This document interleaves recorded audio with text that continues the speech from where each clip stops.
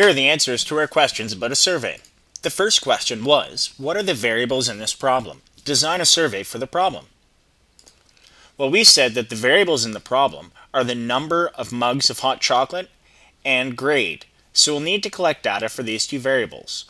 Remember, we found these variables by looking within the question itself. Our survey might ask, what grade are you in? This is a good way of getting information for the grade variable. And, how many mugs of hot chocolate did you drink at Winter Carnival? For the second question, we were asked, how big will your sample be? And how will you collect the data? We have to remember to use good sampling practices.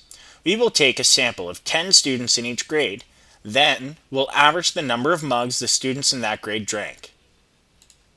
To choose 10 students in each grade, we will take a simple random sample of 10 students in grade 9, 10 students in grade 10, 10 students in grade 11, and 10 students in grade 12.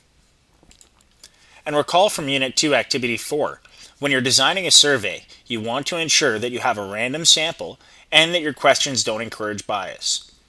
If either of these things do not occur, then you run the potential of having an incorrect survey.